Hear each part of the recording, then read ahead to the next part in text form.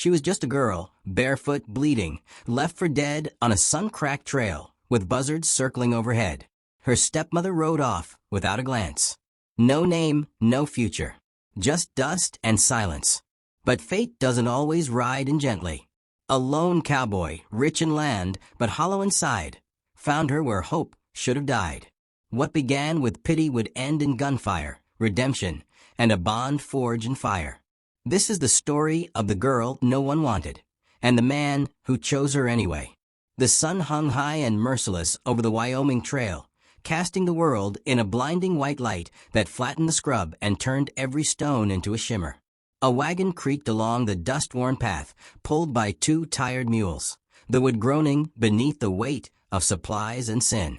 On the back bench sat a woman with her face veiled in black lace, not for mourning, but for appearances. Her eyes were sharp slits behind it, watching the road ahead like she couldn't wait to be done with it. Trailing behind the wagon, a girl stumbled barefoot, her knees scraped, her lip cracked, and her hair tangled with wind and dirt. She was no more than 8, thin as a splinter, clutching a cloth doll by one arm, its head barely hanging on by a thread. Every few paces, she looked up, hoping the wagon would stop, would wait, would even glance back. But it didn't. The woman up there didn't say a word. Not once. At a bend in the trail, the wagon paused briefly. The woman leaned down and whispered something to the man driving, her new husband, the third one. He didn't look back either, just snapped the reins, and the mules picked up. The girl tried to run then, weak legs kicking up a puff of dust behind her, but a rock caught her foot. She went down hard, face first, and didn't get up right away. By the time she pushed herself to her knees, the wagon was already a smear on the horizon. The sound of wheels faded into silence. She wiped blood from her mouth with the back of her hand and sat there for a long time, eyes fixed on where they'd gone. No tears, just silence and sun and wind. She stood eventually, wobbly, hugging the rag doll to her chest. Her feet were raw, heel to toe, and each step was a test of will. The prairie around her buzzed with heat. Grasshoppers launched from her path. Vultures traced slow, heavy arcs in the distance. She moved like a shadow, stitched weakly to the earth. There was no path anymore, just ruts in the dust that would fade with the first wind. No water, no food. The girl had no name anyone used anymore. Her real mother had died the winter before, coughing up blood in a tent that leaked to the seams. Since then, the girl had lived in corners, behind curtains, quiet as snow. The new woman didn't like noise or questions. She walked until her legs gave up again and collapsed under a scraggly juniper that offered more thorns than shade. Her doll lay on its back beside her, one button eye looking to the sky. The girl spoke to it, voice hoarse. She said I was bad. The doll didn't answer, but she nodded like it had. The wind changed around midday, and the world seemed to tilt. A storm was gathering somewhere behind the hills, and the sky bruised a little at the edges. The girl didn't notice. Her lips were cracked open like dry earth, and her breathing shallow. Her fingers curled around dirt and leaves, holding on to something, anything. Far above, on a ridge that bent like a knuckle, a rider pulled his horse to a stop. He was just a shape at first, tall in the saddle, duster coat rippling, hat shadowing his face. The kind of man you'd see in a painting behind a bar, where no name is given, but everyone knows he's done things no one talks about. His name wasn't on any church ledger, and he didn't give it freely. He'd once worn a badge, briefly, and had the scar on his hip to prove it. These days, he was land-rich and soul-poor. Owned cattle, owned guns, owned silence. But when the wind changed, he lifted his head, and something in him stirred, like a whisper under floorboards. He scanned the trail with squinted eyes, saw buzzards circling low and tight. Trouble. He knew the kind. He nudged his horse forward without hurry, but with intent. A man doesn't ride toward death unless he's met it before and come out changed. The girl didn't hear the hooves right away. The sound blended with her fever dream. She saw her mother's face again, pale, soft, smelling of sage. She reached for it, but the image vanished with the clap of a hoof hitting rock. Her eyes opened. The rider dismounted a few feet away, slow and deliberate. He looked at her like a man might look at a dying deer, cautious, reluctant, but unwilling to leave it suffering. His boots crunched over dry needles as he knelt. "Hell," he muttered, more to himself than her. She didn't flinch. Her eyes were cracked glass, reflecting everything, but letting nothing in. He poured water from a canteen onto a kerchief and touched it to her lips. She didn't move for a moment, then drank, instinct overriding doubt. He let her take just enough, then sat back on his heels and studied her. "You out here alone?" he asked. She stared at him. "Someone leave you?" No answer. The wind kicked up dust between them. He sighed, wiped his brow. Figures. She reached for her doll, and he noticed her hands, calloused in places no child's hand should be. Her knees were blood-caked. Her ribs showed when the wind lifted her shirt. He stood and walked a slow circle around her, then looked out at the ridge line. No riders. No dust trails. No answers. "Damn it," he said. Not at her. At the sky. At the world. He crouched again and picked her up like she weighed nothing at all. She didn't fight. She didn't trust him either. But whatever place her fear lived in had already shut its doors. He tied a rolled blanket to his horse's flank and set her gently atop it, then mounted behind her. They rode in silence, except for the creak of leather and the whisper of wind through the brush. He didn't speak again, and she didn't ask. But her fingers curled into his coat just once, when the sun dipped low and the first chill reached the bones. By the time they reached the edge of his land, dusk had painted the world in burnt oranges and fading gold. A single light glowed in the distance, a lantern left in the window of a house that hadn't known laughter in years. He glanced down at the girl. She was asleep against his chest, breath thin but steady. The land around them stretched wide and waiting, and though the past followed like a shadow, something in that moment felt almost like a beginning. The ranch sat at the end of the world, or so it felt. Fenced in by weathered posts and silence, the land stretched so wide and empty that time itself seemed to drift slower here. Sagebrush rolled in low waves, and the house stood stubborn against wind and memory, 2-story, timber-framed, with a porch that had seen more ghosts than visitors. He carried the girl inside, careful not to wake her, though her sleep was thin, fever-warm, and flickering. The front door groaned like it remembered the last time he came through it with blood on his hands. He laid her on a cot near the hearth, covering her with an old wool blanket that still smelled faintly of cedar and old fire smoke. The inside of the house was neat, but not lived in. A rifle hung above the mantel, polished, but unused. Dust lined the windowsills in shapes of hands that had once wiped them clean. A book set open on the table, half-read. The cowboy, no name spoken yet, not even in his own mind, poured water into a chipped tin bowl and began wiping the grime from her face. With each stroke, more of her appeared, skin pale, cheek sunken, a thin scar above one brow, healed poorly. She looked older than her years, and more tired than she should have ever had to be. He didn't ask her name. She hadn't spoken it, and he didn't push. Children who've been left don't offer pieces of themselves unless they believe someone will keep them. Later, when the fire cracked and the shadows grew long, he sat in the chair across from her and drank coffee that had gone cold. He watched her sleep and tried not to let the ghosts speak. But they always did in this house. The silence was full of voices, his brother's boots on the porch, a woman's laughter upstairs, the sound of a baby crying just once before it never cried again. He told himself this was just a mercy stop. She'd be brought into town tomorrow. Doctor, maybe a mission woman. He didn't raise children. Didn't even raise cattle himself anymore. He hired boys for that. He just signed papers, made deals, and walked the fence lines to remind himself he still had legs. But then she woke in the middle of the night. No scream. No gasp. Just eyes wide open, staring at the beams above like she'd expected a ceiling and didn't trust it. He saw her from a hallway, carrying an oil lamp low so it wouldn't blind her. She didn't flinch when she saw him, just sat up slow, like she'd always known he'd be there. He brought her a cup of warm broth, and she took it with both hands, holding it like it might vanish. After 2 sips, she whispered, "Thank you." He didn't answer. Words felt fragile. Morning came hard and gray, with wind tapping the windows like a warning. The girl followed him outside without being told, watching as he fed the horses and checked the water troughs.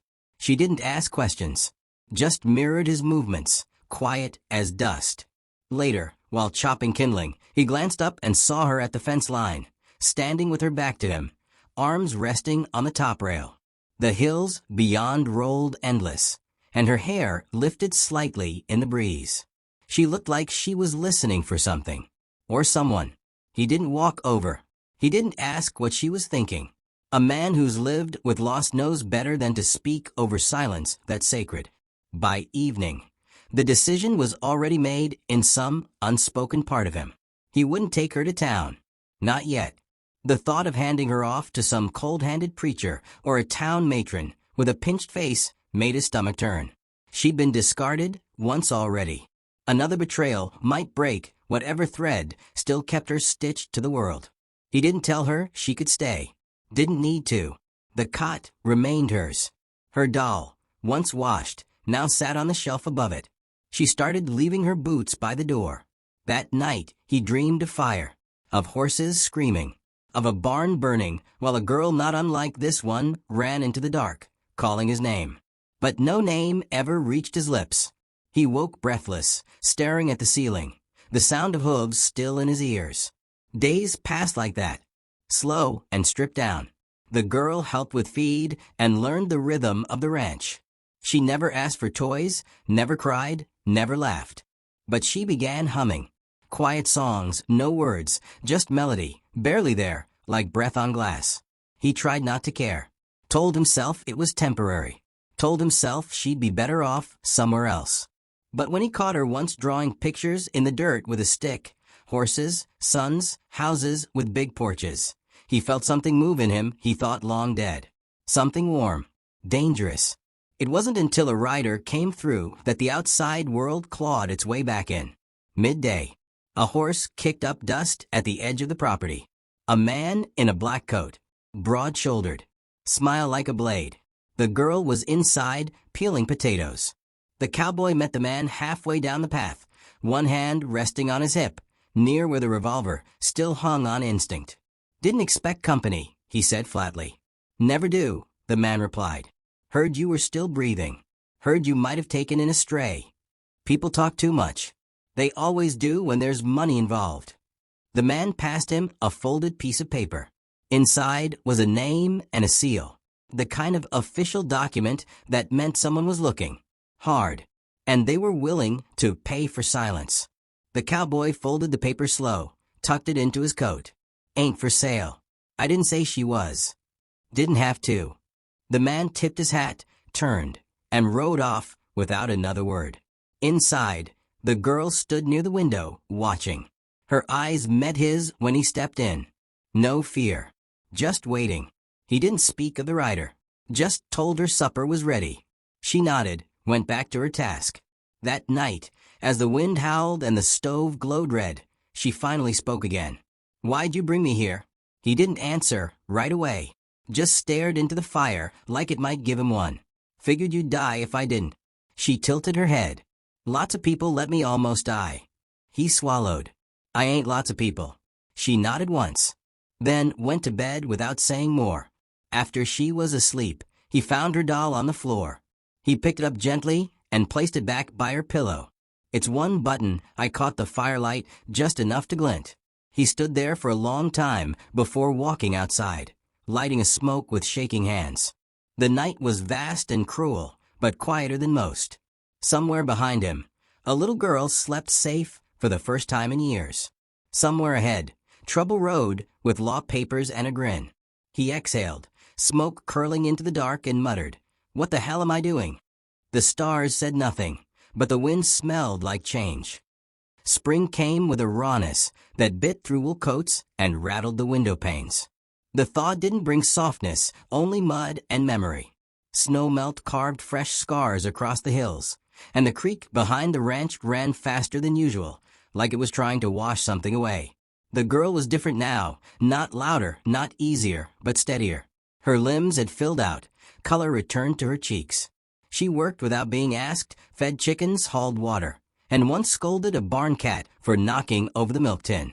Her voice still came in fragments, but her silences weren't hollow anymore. They held shape. He noticed the changes without speaking them. That was the rhythm between them. Unspoken things passed like tools from hand to hand. He taught her how to saddle a horse, how to listen to the wind and read the sky for weather. She picked it up fast. Too fast, like someone who'd learned long ago how to read moods for survival. She didn't flinch anymore when he moved too suddenly, but she still watched his hands like they might change their mind. Some nights, they sat on the porch together, her small frame wrapped in a blanket, his boots crossed at the ankles. She never asked for stories, but he gave them anyway. Ones about coyotes tricking wolves, or stars that never came down no matter how loud you wished. He told them without names, letting her fill in the blanks.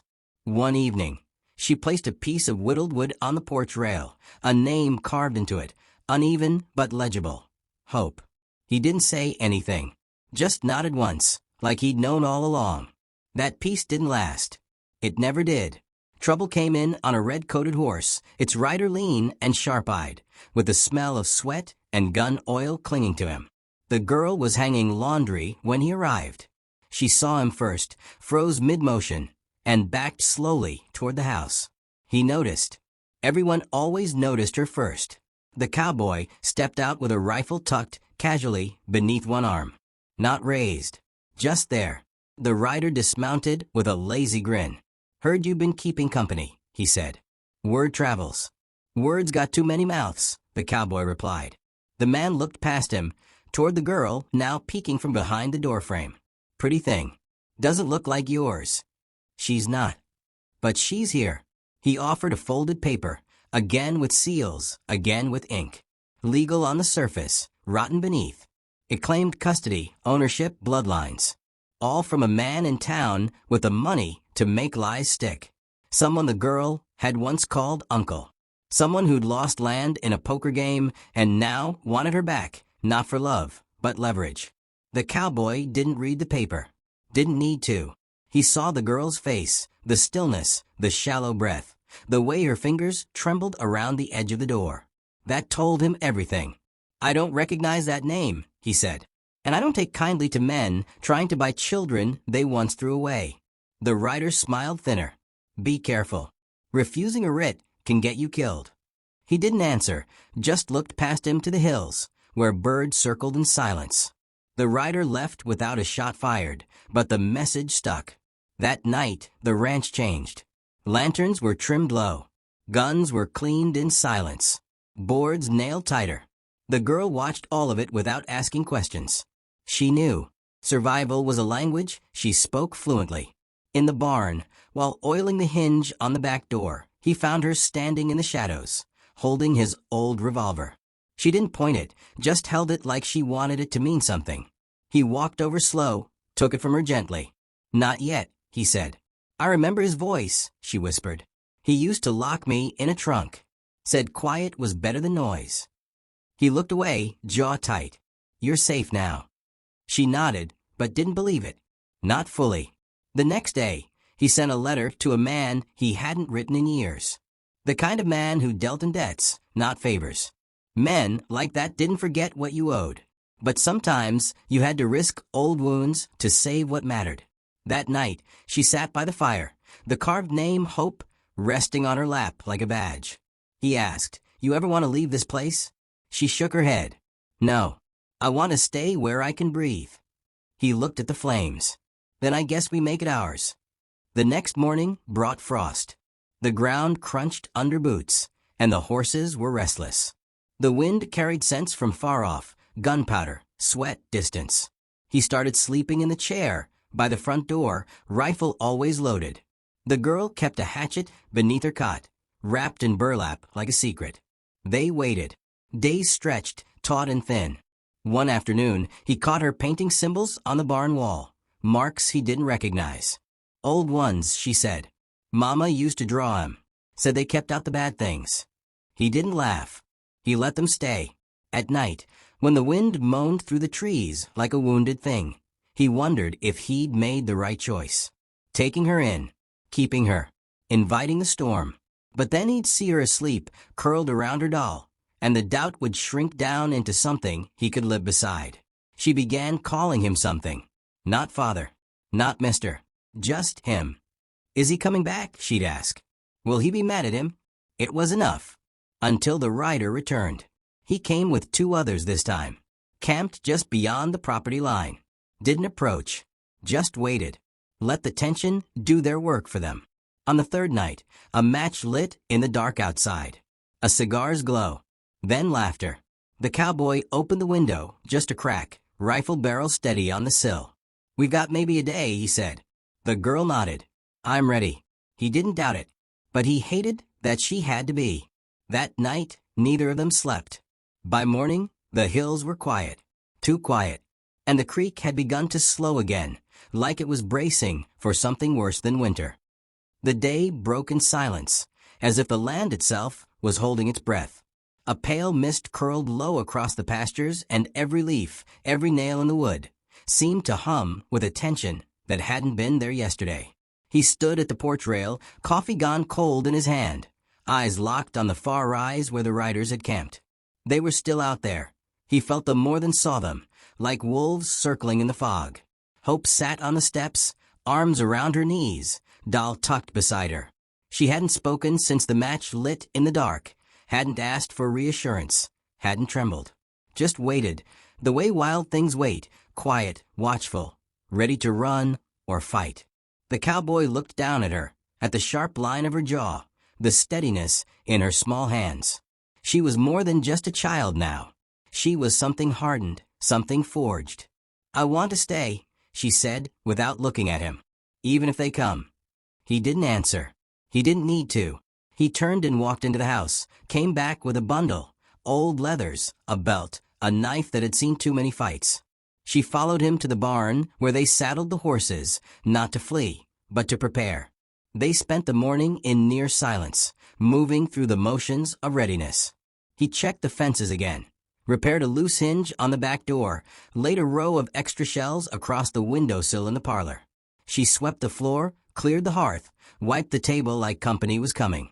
When noon passed without sight or sound, the tension only thickened. Hope sat at the table, carving lines into her doll's wooden base with a nail, whispering things to it he couldn't hear. He watched her, jaw tight. There was a piece of him that hated this world for turning her into someone who had to do things like that. But there was another part, a deeper, quieter one, that was proud of how steady her hands had become. It was dusk when they came. The hooves echoed off the dry hills, a rhythmic drumbeat that turned his spine cold. 3 riders like last time, but with a purpose they hadn't shown before. They didn't stop at the line. They crossed it. He opened the front door, rifle in hand. Hope stood beside him, holding her doll like a shield. The lead rider, dismounted with a swagger of someone used to winning. Same slick smile, same long coat. But his eyes were different, colder now, hungrier. The 2 flanking him stayed mounted, rifles slung low. I've come to collect, the man said, waving that same damned paper in the air. I told you already, the cowboy said, voice like gravel. She's not yours to take. The man laughed. You think the law cares what you think? She's got blood claims and a name tied to land. You're harboring a fugitive child, mister. That's kidnapping in some counties. Hope stepped forward. He's not the one who locked me in a box. You are. That stopped him, if only for a breath. Girl, you don't even know what you're worth. I do now, she said. And it's not for sale. The rider's smile slipped. He nodded to the man on the left. The first shot came fast, a warning, fired high, splintering a post near the porch. The cowboy didn't flinch. He stepped in front of her, raised his rifle, and fired once. Clean, sharp, practiced. The man in the saddle tumbled backwards, limp before he hit the ground. The second rider reached for his weapon, but Hope was already moving. She darted into the barn, just like they'd planned, climbed the ladder to the loft, and pulled the rope that knocked loose the boards covering the side window. The sudden bang and shower of dust drew the second rider's aim off course, just long enough for the cowboy to take him down too. Now it was just the slick man standing alone. He didn't reach for a gun. He stepped back, hand raised. You kill me, And someone else comes. I got papers. Friends and courts. She's got value. She's not a deed, the cowboy said, stepping closer. She's not your key to anything. You think you can protect her forever, the man hissed. You're just some broke rancher with ghosts, and a fence that won't hold the world out. Maybe not forever, he said, but today I can. And then he pulled the trigger. The shot echoed long after the man hit the dirt, as though the land itself was sighing in relief. When the silence settled, Hope appeared at the barn door, panting, wide-eyed but not afraid. She looked at the bodies. At him. She didn't cry. She walked to the porch, sat back down, and pulled her doll into her lap. He joined her after a long while, holstering the rifle, like a burden returned to its shelf. She spoke first. Will more come? Maybe. She nodded. Then we build stronger doors. He let out a breath and chuckled, low, tired, but real. Yeah, we do that. They buried the men out past the fence line, marked the graves with stones, but no names. Some folks earn remembrance. Some don't. Over the next few days, the ranch took on a new rhythm. Not easier, not lighter, but clearer. They patched the barn, reinforced the windows, set traps along the trail. Hope painted fresh symbols on the doors, this time in charcoal and red earth. When asked what they meant, she simply said, protection. He let her sleep in the main bedroom now, and he moved to the smaller one. She didn't argue. Neither did he. Weeks passed. The grass turned gold. The sky stretched wider. Letters came from townsfolk, some warning, some curious. He didn't respond. They had what they needed right here. One morning, while leading the horses to water, Hope walked beside him, her hand brushing his. She said, I'm not scared anymore. He looked at her and saw not just the child who'd nearly died on a trail, but the girl who had chosen to live, who had fought for it. Neither am I, he said. Later that night, she hung her doll by the fireplace, its carved name showing proud. Not a toy anymore. A symbol. Outside, the wind picked up again, brushing through the trees like an old song. The stars came out one by one, and the house glowed warm from within. And though danger still rode somewhere beyond the hills, for now, for tonight, they were exactly where they belonged.